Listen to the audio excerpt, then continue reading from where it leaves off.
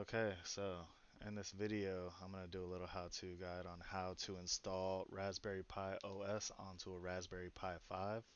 It's basically the same step for whichever Raspberry Pi you have. 4 is pretty much the same thing, but you're choosing which device you actually have.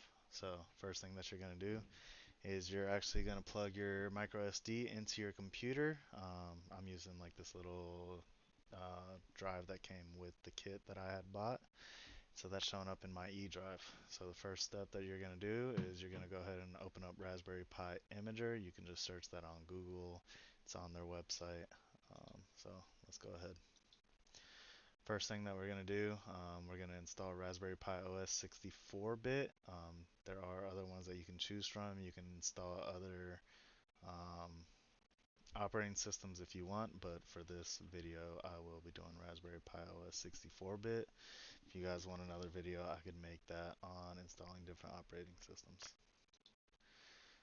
So obviously E drive, that's the one that has my 64 gig micro SD card.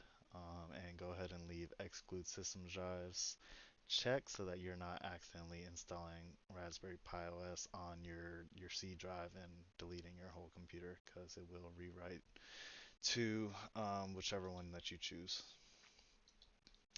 So the first thing we're going to do, you can name this Raspberry Pi or whatever. I already have a Raspberry Pi on my network and my name's Nathan, so we're just going to go ahead and name it Nate Pi. Next, you're going to choose your country. I'm in the United States and I'm on the West Coast, so Washington, D.C., United States, America, Los Angeles, and I'm using a US keyboard, so we're going to go ahead and leave that the same. Moving on to here, for this video, I'll just do roots. You can name this whatever you want, and your password. For this video, I'll also just do password for the password. But for yourself, go ahead and make it something that you're not going to forget and actually give yourself a username. Actually, let me go ahead and change this. We'll just name it Nate. Okay, so we'll go ahead, go next.